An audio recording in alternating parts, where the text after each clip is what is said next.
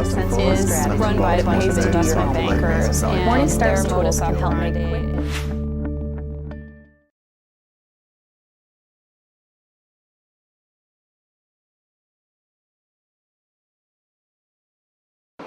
C'est moi-même Laurent Desvergnes, je suis très heureux d'être parmi vous, d'avoir donc l'opportunité de vous présenter à la fois notre société de gestion des finances et les entreprises qui gèrent en TD1 d'Angers. La société donc, a démarré en activité en mai 2008. Vous savez donc c'est une société fondée par les traders. Ce qui est important dans le trading, c'est le sens du timing. Et donc le sens du timing, on l'a parfaitement démontré en lançant la société quelques minutes avant les pires années que connu l'univers de la gestion. La société donc, est composée de 3 personnes, moi-même et un gérant, un assistant, dans l'attente de recruter un autre gérant. Et nous gérons donc pour l'instant un seul fonds qui a un actif de 25 millions. Ça reste un petit fonds évidemment. Ça c'est la mauvaise nouvelle. La bonne nouvelle c'est qu'on a doublé les actifs depuis le début de l'année. Donc c'est un fonds petit mais en progression. C'est donc un fonds de trading donc, qui met en œuvre des stratégies liquides et surtout donc des stratégies de court terme. C'est ça qu'il faut avoir en tête quand on cherche à évaluer notre stratégie. Quand je dis stratégie de court terme, la duration moyenne des positions est de 1 à 4 jours.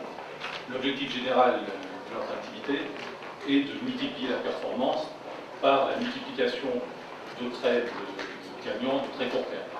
En clair, notre activité va consister principalement à détecter au sein de notre univers de gestion des micro-tendances, à la hausse comme à la baisse, rentrer dans ces tendances rapidement et en sortir très rapidement avant le renversement de cette tendance. L'attention de la gestion est focalisée sur la préservation du capital, la limitation de la volatilité et spécifiquement sur la limitation des drawdowns. On va rentrer bien évidemment en détail dans le processus de gestion. Disons que sa spécificité tient au fait qu'il repose non pas sur un outil de la décision, mais sur 2 outils qui sont fortement complémentaires. Un outil donc de détection de tendances de court terme et un outil contrariant d'analyse technique.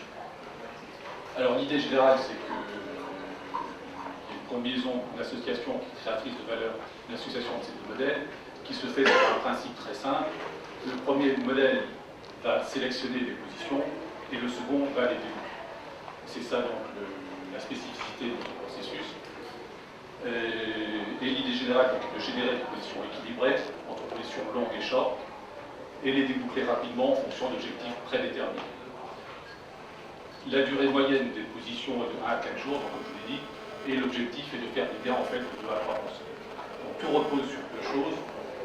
La hit ratio, pour avoir de manière systématique plus de trades gagnants que de trades perdants. Je ne sais pas si certains d'entre vous ont la brochure qui est figurée sur la table. Vous avez, donc c'est très important, page 2, le hit ratio d'année en année. Et on s'aperçoit que ce hit ratio est tout à fait stable, malgré les conditions de marché très défavorables. Et il est stable depuis plus de 10 ans que cette stratégie a été mise en œuvre. En gros, nous avons 50% de trades gagnants, donc une petite moitié de trades gagnants, un tiers de trades perdants, le reste étant des trades considérés comme neutres. Et donc cette capacité à avoir systématiquement plus de trades gagnants que de trades perdants qui font de la qualité de notre gestion. Et donc des objectifs de performance régulière, décorrélation, limitation des drawdowns, limitation de la volatilité. On peut voir que ces objectifs, depuis la création du fonds, ont été globalement atteints, même si bien sûr on souffre, comme tout le monde, de conditions de marché difficiles. Le fonds, donc, depuis sa création en 2008, a une performance de 32%, et surtout, une performance qui doit beaucoup à la très bonne première année que nous avons réalisée. Mais il reste que nous réalisons quand même 4 années positives sur 4. Bon, c'est quelque chose qui pour nous est très important dans l'optique justement de préserver le capital. Une performance de 31%, une volatilité mensuelle inférieure à 5, qui tend maintenant à se stabiliser entre 2,5 et 3%. Notre performance, bien sûr, a baissé par rapport à la première année, mais notre volatilité a baissé aussi. En fait, ce qui a changé, c'est notre stratégie de gestion du risque. Nous avions une stratégie de gestion du risque qui était, disons, caractérisée par un certain appétit pour le risque la première année. Donc, nous avons pris des positions, et notamment des biais directionnels plus importants. Aujourd'hui, l'optique est complètement différente. Il est tellement difficile de gagner de l'argent que la première chose qu'il faut éviter de faire, c'est d'en perdre. Donc on est vraiment focalisé sur la limitation des drawdowns, quitte à couper très rapidement les positions, repartir sur de nouveaux portefeuilles. Notre philosophie peut s'exprimer très clairement. On préfère rater une opportunité de gain que de créer un risque qui nous paraîtrait excessif. Donc, 4 années positives, une très bonne année en 2008, on a des conditions de marché qui pour nous étaient très favorables. 2009, tendance, mais pas de volume, donc déjà les conditions moins bonnes. 2010, ni tendance ni volume, ça devient compliqué. 2011, une année marquée par un très bon premier trimestre, où justement on a retrouvé des conditions de marché favorables pour nous, c'est-à-dire des volumes notamment importants, et les conditions de marché tout à fait positives pour notre stratégie. Depuis le premier trimestre, on essaye de gagner de l'argent. On a continué à en gagner un peu, ce qui nous permet donc d'afficher une année 2011 qui est, sans être exceptionnelle, qui est tout à fait convenable, notamment au regard de la volatilité, puisque pour l'année, cette performance de 3%, nous avons sur 2011 une volatilité de 2,4%. L'équipe, donc, moi-même, donc j'ai passé la plupart de mon temps à faire du trading. J'ai dirigé l'activité de trading notamment de l'UBS pendant 6 ans à Paris, de Paris-Bas, pendant 3 ans, avant de rejoindre ING pour créer et diriger l'activité de trading pour compte propre. Et c'est dans le cadre de cette activité que j'ai connu donc Arnaud Sauvage, qui est le co-gérant du fonds, et qui lui travaille à ce moment-là chez DBLT, qui est un spécialiste de l'analyse technique. Et nous avons mis en place progressivement donc c'est le processus de gestion. Ce qui nous a donné l'idée de créer une société et de lancer la gestion complémentaire, c'est les très bons résultats que nous avions obtenus chez ING. Alors bon, c'est des résultats, les conditions de marché tout à fait différentes. J'espère qu'elles reviendront. Moi, je me repasse ça de temps en temps pour me redonner le moral. C'est évidemment des performances très élevées, avec une optique de gestion du risque très différente. C'est bien de l'avoir fait, mais ça ne rapporte plus grand-chose à l'heure actuelle. Philosophie d'investissement, donc elle s'exprime assez clairement. On prend des positions de court terme, donc pour prise entre 1 et 4 jours. L'idée générale donc, est de nous dire qu'est-ce qui fait que ces positions qu'on va prendre ont plus de chances d'être gagnantes dans l'horizon temps qui est le nôtre que d'être perdantes. La réponse, ça peut être le marché. Il y a des phases de marché qui sont très fortes, tout monte, tout baisse, des phases d'euphorie, des phases de panique.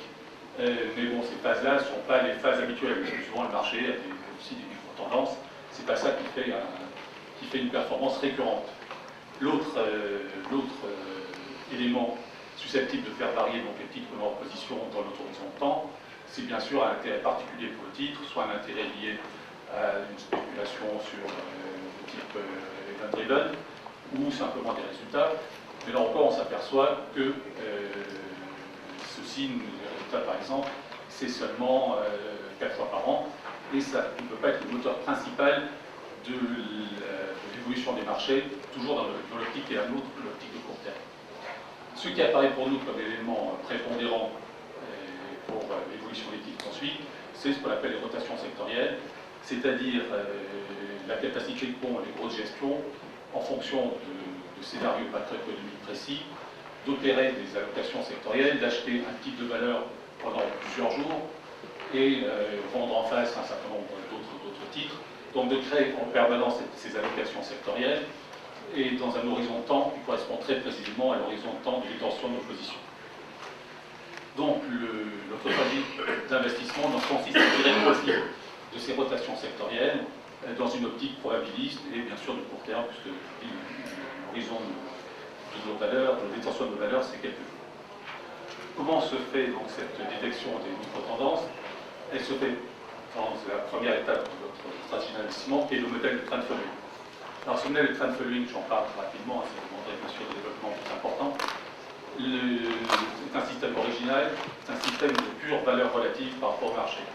Ce qui nous intéresse, ce n'est pas ce que fait le titre en lui-même, c'est uniquement ce que fait le titre par rapport au marché, c'est-à-dire sa surperformance ou sa sous-performance.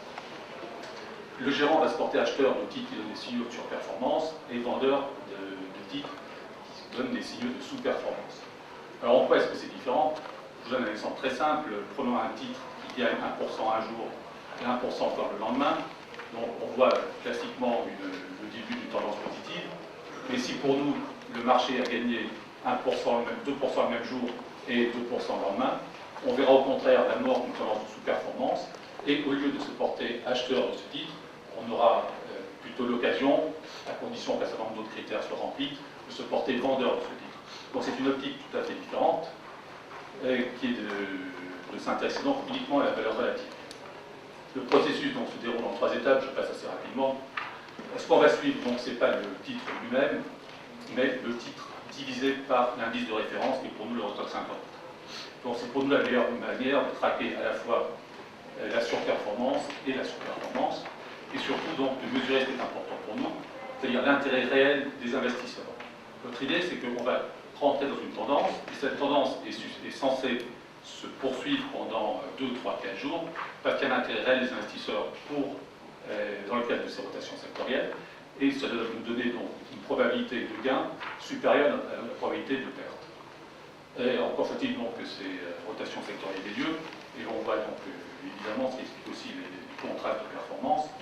Et on a des performances qui sont significativement élevées quand les marchés sont actifs, quand les rotations sectorielles sont actives, quand les gérants ont une activité importante, et on a une performance qui est bien sûr beaucoup plus réduite quand les conditions de marché, notamment en termes de volume, sont beaucoup moins satisfaisantes. En opérant donc cette première opération divisée par le marché, on va mesurer donc l'intérêt réel des investisseurs pour le titre qu'on est susceptible d'avoir en portefeuille. On va également enlever tout ce qu'on appelle les pollutions de marché. Tous les titres qu'on suit sont des titres donc, qui appartiennent globalement à l'Eurostoxx 50 et qui, en conséquence, sont l'objet quasi permanent d'arbitrage entre le cash et le futur. Et donc, ils bougent aussi beaucoup en fonction des marchés. Et il faut enlever donc tout ce qu'on appelle ces pollutions de marché pour découvrir l'intérêt réel des investisseurs. Et en faisant cela, on a comme je le montre ici, des chartes qui sont beaucoup plus nettes. Ici, c'est un exemple qui est très clair. Ça, c'est le chart de l'action totale, donc, qui appartient à la fois à l'Eurostoxx 50 et puis aussi bien sûr CAC 40, et qui donc en permanence fait l'objet de variations qui sont dues à sa présence dans les indices.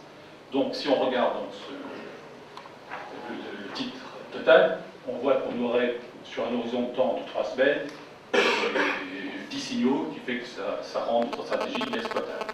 Sur la même période de temps, avec évidemment les mêmes conditions, voilà le graphe, non pas le total divisé par l'Eurostoxx 50. On s'aperçoit qu'on a un graphe qui est beaucoup plus lisible, une tendance beaucoup plus nette. On a transformé du range en trend, on a découvert un trend là où on aurait vu qu'une succession inexploitable de micro-mouvements. L'évolution de ce ratio, on va le suivre par le prisme de ce qu'on appelle un filtre numérique, c'est-à-dire en clair l'écart de surperformance ou de sous-performance que doit tenir notre fonction pour donner un signal. Alors ça devient un peu technique, c'est fonction bien évidemment de la volatilité de chaque titre, et on remesure donc cette volatilité de manière quasi quotidienne. 2 minutes, moi je termine rapidement. Il y a un second niveau d'intervention qui est la validation de ces signaux par un système de veille mobile. J'accélère. L'idée est de vous montrer notamment la dynamique de ce système. L'intérêt est de générer d'abord des positions équilibrées. À partir du moment où on traque à la fois des surperformeurs et des sous-performeurs, on a des positions qui sont globalement équilibrées et qui s'accordent parfaitement donc, au concept même de long short. Et puis on crée un équilibre dynamique. Ça c'est l'exemple sur notre modèle. On s'aperçoit que l'exposition nette en haut, ce que fait l'Eurostoxx, on s'aperçoit que pendant toute la période, toute une période flat où l'Eurostock ne fait rien, donc entre le 8 juin et le 13 juillet, le marché ne fait absolument rien. Notre modèle multiplie les positions vendeuses. Et qu'est-ce qui se passe quand ce qui veut dire qu'il y a de plus en plus de titres qui n'arrivent pas à soutenir la tendance globale du marché. En clair, c'est en phase d'essoufflement. Et qu'est-ce qui se passe quand une majorité de titres est en phase d'essoufflement? C'est tout le marché qui s'essouffle. Et c'est exactement ce qui se passe. Le marché part à la baisse. Et qu'est-ce que fait notre modèle pendant que le marché part à la baisse? Au contraire, il se rééquilibre en obtenant de nouvelles positions à l'achat. Le second modèle donc, va servir à une chose précise. D'abord, optimiser les points d'entrée.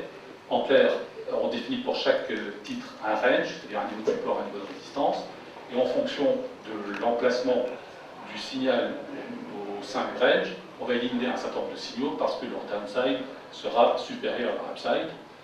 L'autre point très important du second modèle, c'est de prédéfinir, c'est ça qui explique notre faible volatilité et structurelle, et également nos faibles drawdowns. On prédéfinit les niveaux de sortie de nos positions. Dès qu'on prend une position, on sait à quel niveau on va la sortir quand elle est gagnante, à quel niveau on va la couper lorsqu'elle est perdante. L'avantage de ce système, c'est qu'on n'attend pas le retournement de la tendance pour couper les positions, ce qui veut dire qu'on a structurellement réduit la volatilité. Au lieu de faire gagnant-gagnant-gagnant, puis perdant-perdant, on fait juste gagnant-gagnant et on sort. On a réduit structurellement la volatilité. Tout ceci s'accompagne bien sûr d'un contrôle du risque très important. En clair, tout notre processus d'investissement peut s'analyser comme une succession de strates superposées de contrôle du risque. Contrôle du risque au sein du premier modèle avec la validation des signaux par le système immobile. Contrôle du risque par le deuxième modèle qui définit les points d'entrée et de sortie de manière très définie. Et enfin, contrôle du risque exercé par le gérant. C'est une question qu'on a souvent au début. Vous avez une activité discrétionnaire, mais qu'est-ce que vous en faites? Pourquoi? La réponse est dans les statistiques depuis des années. L'aspect discrétionnaire de notre gestion, il sert à une chose, il sert à équilibrer en permanence les positions dans le sens d'un risque moindre. La difficulté cette année, spécifiquement, c'est qu'on a des portefeuilles qui sont naturellement déséquilibrés. On peut être long, on peut être parfaitement neutre en exposition, on peut être parfaitement neutre en exposition corrigée des étapes. Il y a toujours un biais directionnel implicite dans nos portefeuilles, qui est lié au fait, par exemple, qu'on va se retrouver entièrement long de titres défensifs, genre Danone, L'Oréal, si vous voulez, Silor, short de titres financiers ou de short de cycliques, ce qui veut dire que même en étant parfaitement équilibré, on aura un biais directionnel implicite, parce qu'on sait que dans ce type de portefeuille, on va systématiquement gagner à la baisse et perdre à la hausse. Donc, toute activité et la difficulté cette année, ça a été de balancer convenablement la gestion du risque pour permettre une certaine performance tout en limitant significativement les drawdowns. La conclusion est simple. Ce véhicule est un véhicule assez défensif. L'idée, je dis, et surtout dans les périodes actuelles, c'est de se concentrer sur la préservation du capital et tout en donnant bien sûr une performance significative. Et ça, c'est l'aspect défensif. L'aspect un peu plus favorable, c'est que quand les conditions de marché sont meilleures pour nous, on est tout à fait capable de développer, comme on l'a fait en 2008, mais aussi comme on l'a fait par exemple au premier trimestre cette année, on est tout à fait capable d'obtenir à partir de ces modèles une performance qui soit beaucoup plus satisfaisante pour tout le monde, de l'ordre de 8 à 10%, toujours dans une optique de maîtrise de la volatilité et des drawdowns. Les éléments sur le fond?